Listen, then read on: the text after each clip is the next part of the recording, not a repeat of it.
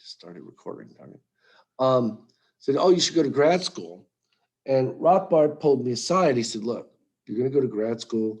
They're going to teach you all these mathematical models. They're going to teach you all this math so that you can estimate a demand curve. It's silly. It's ridiculous. Just do it. Okay, and then never do it again. I mean, it's really silly. What if, what if I told you that I need a picture of a real unicorn? You'd laugh at me. There are none. I can't draw you one. There are none. Now we can imagine one and draw it, right? I could draw a little horse. It would be little, like I guess it could be big too. It'd be big. And then you have like a horn sticking out of his head and wings on the side, and he'd fly along rainbows and make little girls happy. Somebody actually told me that's a Pegasus, not a unicorn, but that's my unicorn. Damn it. I'm sticking with it. Right? But you couldn't tell me I drew it. That's not how you draw that's not a unicorn. That's not how you draw a unicorn. Right? I'd say, well, how do you draw a unicorn? Go show me one, and I'll match my picture up against it and see if it matches. Because you can't. There's no unicorns to compare with it. So you can tell me it's wrong, right? Because you don't have a real unicorn to show me, so I can see. Oh, it doesn't have wings. No, they have wings. I say they have wings. You say they don't. I say tomato. You say tomato, right? But they got wings. Nope, they don't. So we're drawing these for you, not for me. I would never draw one because I don't have any. All right. But they're useful in that they help you understand supply and demand and the basics and fundamentals of it. And they are useful to you because many of you are going to go on and go to maybe a 4-year school, get a business degree, and they're going to draw these demand curves up there and tell you that they somehow represent something real. They can't find it, but it's out there. Okay. So this demand curve represents that relationship between price and quantity demand. Here I've got the symbols for price and quantity demanded. So they move in opposite directions. Quantity demanded is a shortcut for the quantity that buyers are willing and able to purchase during a defined time period, ceteris paribus. It's shorthand for that. And then we draw this symbol here as a shorthand for quantity demanded. Oops. Confused here. Okay. Now I'm going to go to the next slide and then come back. I'm going to go to the next slide. There we go. The next thing we're going to talk about is something called that demand schedule. And that is a chart that shows the quantities of a good or a service that people are willing and able to buy at different possible prices. Okay. Now, if we could, I'd like to stick a sensor in everybody's head and just download this information from your brain. But I can't. One, I don't have the sensor, and two, I don't know if this information exists in your brain. You might have never thought about it. You might never have thought about, well, how many Lamborghinis would I buy if the price were $2? Okay. You might have never thought about it. Well, what if they put Lamborghinis on sale, 20% off? How many would I buy? Right. I mean, I know the answer. It's zero now that you mention it. Right. What's 20% off of 200,000? It's still too much. I'm not paying 160 grand for a Lambo. I don't have it. And anybody who would lend me the money to buy that is stupid enough to lose it. That's what I figure. All right. So if we could, we might ask somebody. I might ask Beverly. Okay. I said, Beverly, at these different possible prices. And I'm going to ask you, okay, give me as honest an answer as you can. Okay, so the price of a water bottle at $2, $1, and at 25 cents. So Beverly, at a price of $2, you said it was 209? You said that water bottle was 209 at the store? Two, okay. The price of $2, how many water bottles would you be willing and able to purchase today, all other things being equal? Two. What if the price dropped to $1 for that water bottle? Oh, she'd buy 4. Okay.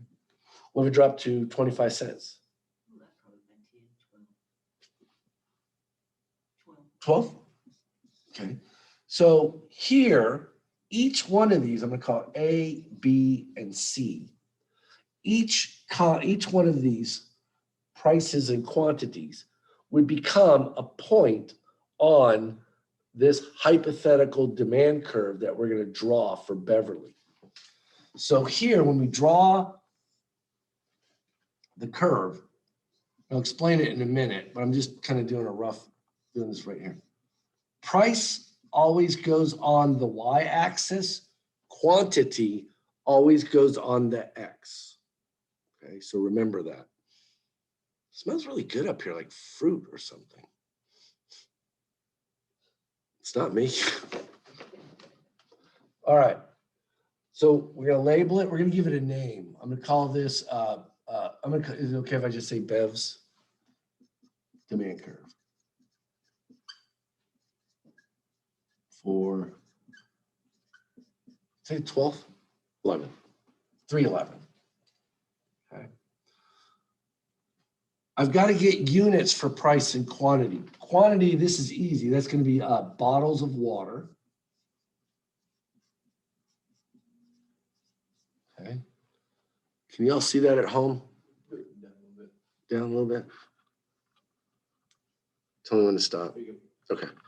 So I've got quantity, and then in parentheses, I put bottles of water here. It went back up again. Okay. Now price. If I asked Beverly, what's the price of that bottle of water, what would you say to me? What was the price you at the store? Today, $2. $2. That is the incorrect answer. Because if I said $2, $2 for what? Imagine you're an alien, okay? You're from Mars, and you come to Earth, and you're walking around in Walmart. You know, they have suckers on the bottom of their feet, so it makes a noise when they walk. And you walk up to a display with DVDs in it, or movies. Yeah, is a DVD a movie? Yeah. These guys don't know. They steal all their movies. And it says $5. And then underneath the $5 happy face sign, there's a bin full of movies. Imagine you're an alien and you just came to Earth. You know nothing about Earth. What would you think that you get for $5? One movie? All you can carry? The whole bin? If you were an alien from Mars, it wouldn't be unreasonable if he grabbed the whole bin, ripped it up out of the floor, and brought the whole bin to the cash register, and she starts ringing them up individually, $5 each. He says, no, the sign is $5. That's for the whole bin. And then he might get mad, right? No, you ripped me off. It's $5. The whole bin is $5. Get the whole thing. At Walmart, they assume that you know what I'm going to tell you. And at Walmart, when you see that smiley face with $5 above it, they think you understand it's $5 per movie, not for the whole bin or as much as you can carry. Because you've been to the store enough to know that if there's a thing with $5 above it and there's a bunch of things in there, each one of those things is $5. but the actual price is $5 per movie. The actual price that Beverly paid for that bottle was in dollars per bottle of water. Okay. That $2 was for a bottle of water. Was it for all the bottles in the store? The beer probably cost something different. Or if you had bought, a soda pop, right? It would have been different. It was $2 for that particular brand of water. Okay. And what if they had other bottles? What if that's a 16-ounce bottle? What if they had gallon jugs of that water? Right? So it's 16-ounce bottle of water. So it's always dollars per unit. In this case, a unit was a bottle of water. Then when we draw our graphs, we always have to draw our origin. That's where both x and y equals 0. And finally, we have to mark off our units. And they have to be evenly spaced. So I'm not good at doing this, but 1, 2, 3, 4, 5, 6, 7, 8, 9, 10, 11. There's 11, there's 10, there's 9, there's 8, there's 7, here's 1, here's 2, here's 3, here's 4, so forth. Can you see that? Okay. Then for price, we know that we're dealing with dollars per unit. So I'm going to put a quarter here. That's 25 cents. Then I'm going to put $1. $1 would be about here. And $2 would be up. I'm going to make $2 right here. This isn't evenly spaced, but it's so you can see it. So I got a quarter down here, then $1 here and $2 here. We can then go to our imaginary price schedule. Because Beverly, do you really know the answer to those questions? No. You're sort of giving me a rough idea. Who knows? Beverly might go to the store and see the bottles of water for a quarter, but also see that they have candy bars on sale, right? That would change it, right? She might say, oh, candy bars are a quarter. I'll buy 6 candy bars and only 6 bottles of water. We don't know.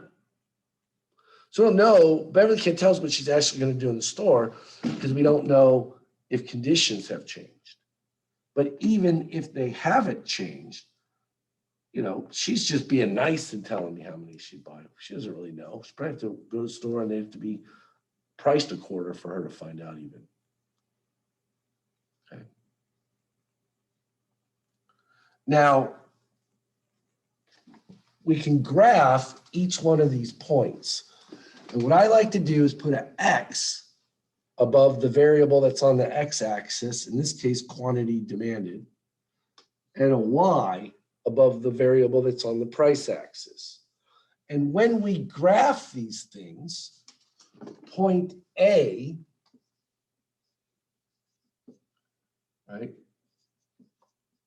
We're going to put the quantity demanded first because that's on the x-axis, and that's 2 bottles of water, comma, at a price of $2 per bottle. Now I wrote it up there like that, but I said it correctly. 2 bottles of water, comma, $2 per bottle. That's the price.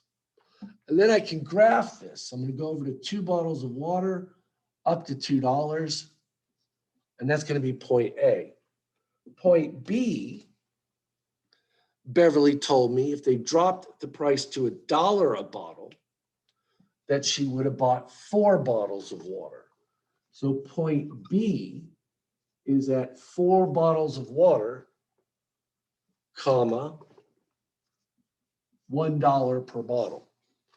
So I go over to 4 bottles of water, up to $1 per bottle, and I put point B. Then she said if they dropped the price to a quarter, she'd buy 12 bottles of water. So point C, the quantity on the x-axis is 12 bottles of water, comma, 25 cents per bottle. So I go over to 11 bottles of water, up to 25 cents per bottle, and I put point C. That there, I have graphed my demand schedule. Okay. Now, the next thing I'm going to do is crazy. I'm going to connect these points and any other points that I had. Let's say I'd asked her a bunch of different questions, right? And I got all these points. I'm going to connect them with a line, and I'm going to label that demand sub H2O, whatever it is we're buying. Okay? Now, this line is drawn for one reason and one reason only, and that is to depict or to demonstrate the law of demand, that there is this inverse relationship between the price of a good and the quantity that buyers are willing and able to purchase, that they move in opposite directions. So as the price goes down, the quantity demanded goes up. Okay? That's why I draw the line. Now, is the line real? No. Are these points even accurate? That's at best problematic or questionable.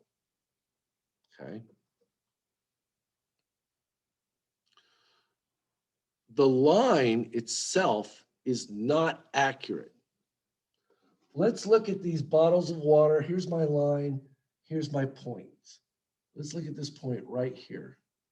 That point is at 4.5 at a price of $9.0321. Beverly, could you ever buy 4.5 bottles of water at a price of $0.90321? That's on the line, but you would never do that, nor could you ever do it. Okay. Bottles of water are what we call discrete units. You can think of that as countable things, right? 1, 2, 3, 4, 5, whole numbers. Okay. 4.5, there's no such thing as half a bottle of water. You can't buy half of it. So you can buy 4 bottles of water, you could buy 5, but you can't buy 4.5 bottles of water. Let's look at it with something that's even more realistic. Lamborghinis. Could you buy half a Lamborghini? I could probably afford half a Lamborghini if I, left my family and just lived out of the car. Would I buy half a Lamborghini? There's no such thing as half a Lamborghini. It doesn't exist. How would we get half a Lamborghini? Would it cut the car in half? Then it's not a Lamborghini, it's a pile of junk, right? I say, well, I'll take the engine and the tires and the roof and the trunk, and we'll call that half a Lamborghini. No. So you can't buy half of a unit. By drawing this as a line, they're saying that price and quantity are not discrete units, but they are continuous, right?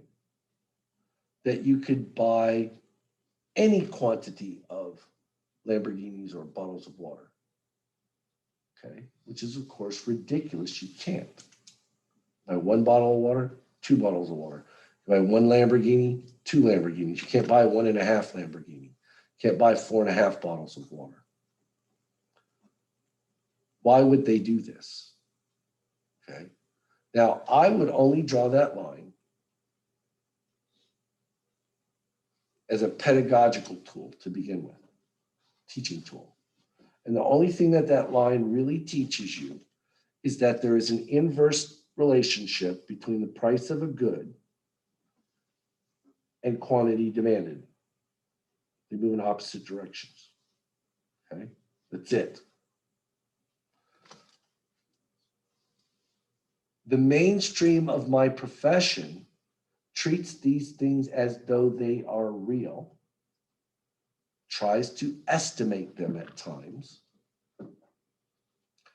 and they use mathematical equations to represent them, right? Y'all know if you have a line or a curve, there's an equation that matches that line or curve. And in order to do certain things like make predictions, they treat them as though they are continuous so that they can use calculus on them. Has anybody here ever taken a calc class? Pre-cal. Pre-calc? Remember the deltas? Little triangle? Yes. Okay. Delta x over delta y. That's a rudimentary way of solving something that's actually solved through calculus, the slope of a line at a given point. You calculate the slope of a line over a small region of that line or curve, but calculus, you take a derivative of something to calculate the slope of the line at one point, even though that doesn't make sense, right? But in order to do that, you have to take the derivative of a function, and that function has to be smooth and continuous. That means it has no abrupt breaks in it, and that it is continuous, that all of these variables here can be inputted and come out as an output of the function, okay? But human beings don't work that way. There is no underlying equation that Beverly has stuck in her head or programmed into her mind that determines how many bottles of water she'll buy at different possible prices. But they treat people as though they do, okay? If you go back to Milton Friedman, he said that science is prediction, right? And that we can use non-truistic assumptions or premises in our theory, and that doesn't invalidate it. What makes a theory a good theory or a bad theory is how well it predicts phenomena not yet observed. Well, Friedman defended this whole setup here. And people say, and people asked him, well, you have all these functions for demand and supply and all this other stuff. Do people have those things programmed into their minds? Is Beverly doing calculus every time she decides how many bottles of water to buy when presented with a price? Beverly says, no. Do you know calculus, Beverly? No. Beverly says she doesn't even know calculus. An economist, a nutty one, could come up with a whole set of hypothetical functions or equations that are in your mind that determine everything you do, okay? Personally, I think he probably smoked something before he did it, but he could try and do that. There are people who try and do that for the whole economy. They're called communist planners. So they try and take the little equations that are in everybody's heads and then add them together and try and figure out how much of a good or a service the whole economy wants in the absence of prices.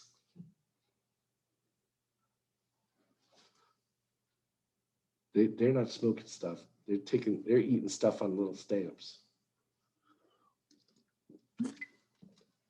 Or something that comes in a needle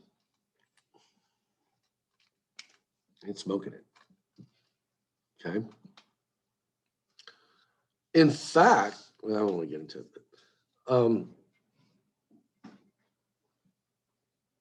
but that's why they do it. Okay. Now, that's demand. I still get something good. Okay. So if we could, we'd ask Beverly and everybody in Gadsden how many bottles of water they buy at different possible prices. We come up with demand schedules and demand curves for everyone. And then we would add them together to get what we call market demand. Okay.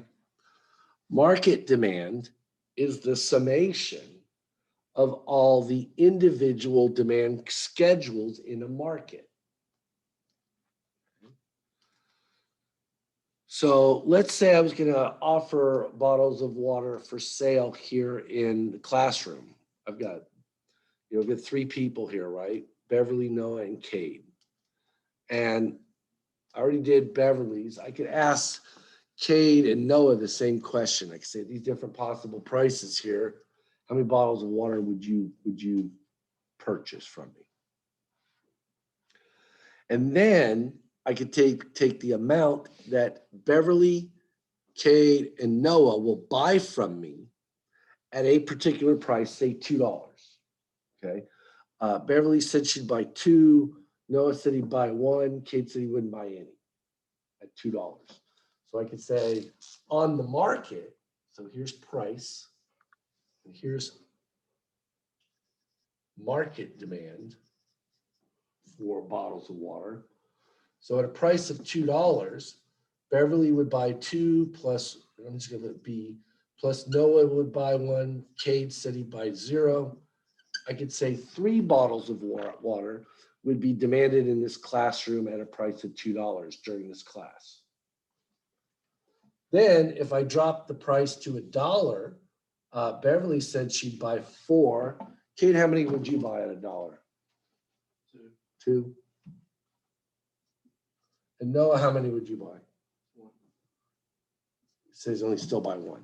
Okay. So I add those together. 7 bottles of water would be demanded on this market.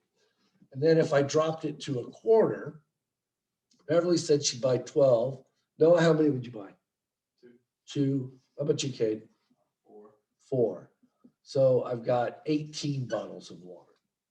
And then I could graph that. I could say, all right, this is point A, B, and C. I could say, here's the price, dollars per bottle. Here's the quantity, bottles of water, 0. I'm going to go by 2s, 2, 4, 6, 8, 10, 12, 14, 16, 18. Prices, here's $0.25. Here's $1. And here's $2 up here. Okay. Price of $2, they said they'd buy 3. Price of $1, they said they'd buy 7. If I dropped it down to $0.25, they said they'd buy 18. That's point A, point B, point C. I'm connecting that with a line. That is the demand curve for water. Okay, for the market. So I'm gonna put market on here. That would be the summation of all the different little individual curves for Beverly, Noah, and Cade.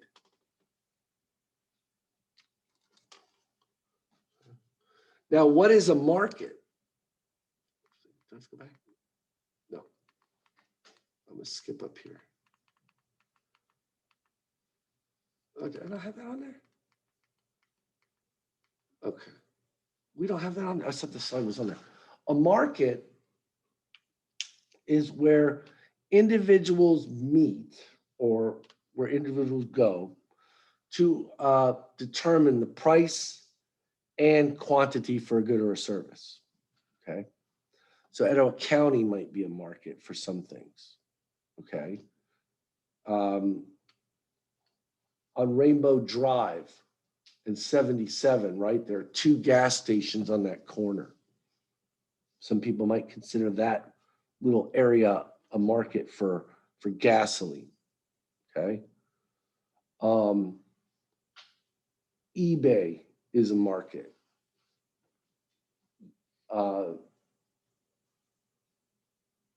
The internet is a market.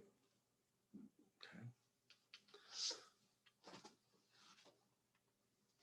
So here we have this, just what I did here. And I'm not going to do it over again, But here we have two individuals in this little market who are buying CDs, right? And I know none of you buy CDs anymore. Y'all steal your music, okay? But we went and asked Fred and Mary at different possible prices, how many CDs would you buy? And then we added them up at that price. So our price of $25, Fred said he'd buy one, plus no CDs. Mary said she'd steal hers. So our price of $25, only one CD would be demanded on that market, maybe here in Gadsden, okay? Then if we drop the price to 20, Fred said he'd buy two. Mary said she'd buy one. So if we offered CDs at a price of $20, three of them would be demanded on the market, so forth and so on. And then 15, 3 and 3, that's 6, 10, 4 and 5, that's 9. $5, we drop the price to $5, 5 and 7, that's 12. So you can see here, because the law of demand holds for individuals, as price goes down, people will be willing to buy more CDs. It moves in the opposite direction of price. That the market demand curve also will follow the law of demand. As price increases, quantity demanded goes down. As the price decreases, quantity demanded goes up. Okay, so here's Fred's demand curve, there's Mary's, and we add the two of them together. And that would become the market demand curve. Okay. Now, when we talk about demand, I only do this twice in the whole class. Put one of those important slides up there, okay? It is very important that you know the difference between two different terms here. The difference between a change in the quantity demanded and a change in demand. If you do not know this, you will fail or come close to failing the first exam. Okay.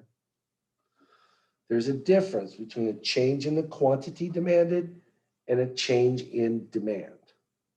And you must know the difference. If you don't, bad things can happen. Okay? Bad things can happen. Now, when price changes, when we allow the price of, say, bottles of water to change, what happens? In this case, that doesn't shift the curve. We'll explain that in a minute. That causes you to move up or down, the same demand curve. And we call that a change in the quantity demanded. Okay? So if I drop the price of water bottles, that will cause a change in the quantity demanded. So drop the price from $2 to $1. The only thing that will happen is the number of water bottles demanded will change. Instead of the people here in the classroom demanding 3 bottles of water when it was at 2, we lower the price. I forgot. 5, I think, at a price of $1. Drop the price from $2 to $1. The only thing that changes is the quantity demanded changes. That's called a change in the quantity demanded. It can only be caused by a change in price. So if you've got the slides at home printed out or whatever, right here, only a change in price can cause a change in quantity demanded. And that is simply where you move up or down the same demand curve. So we can move from point C here to point B if price increased from 25 cents to $1. That would only cause a change in the quantity demanded from, say, 18 to 5. Okay, using that last little demand curve we derived. Okay. So you drop the price that causes a change in quantity demanded. Only a change in price can cause, write this down. A change in price causes a change in quantity demanded. Only a change in price can cause a change in quantity demanded. So only a change in price can cause a change in quantity demanded. And then a change in quantity demanded, you keep the same demand curve and you just move up or down it depending if price went up or down. If price moves up, you go up the demand curve. If price goes down, you move down the demand curve. So change in quantity demanded is where you move up or down the same demand curve. If you know that going into the exam, that will help you out a lot. Those 3 sentences I just gave you prevent a lot of wrong answers. Okay. Say that last part one more time, please. A change in quantity demanded is where you move up or down the same demand curve. Okay? We move up it or we move down it. The curve doesn't change. All right. It's 10:45. We will pick up where we left off Tuesday. And the first exam, I think spring break. Next week we have class and then we have the week after it. It's spring break. Your exam, I will give it to you over spring break. And it will be open book, open note. Won't be easy, but it'll be open book, open note. All right. Thank you all very much. Because we're a little bit behind, it'll help me catch up.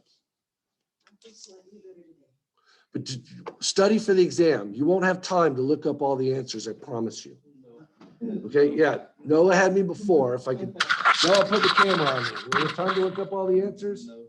Okay. Study for it like it's a regular exam first, then you can ace it. What happens if you don't study it for it? You won't know a thing. You won't know a thing and you'll fail. You won't be able to look them all up. Okay, thank you all very much. Have a great day. I did record most of this, so if you want to go back, you can watch it, but I didn't get it all recorded. Thank you all very much. Have a great day.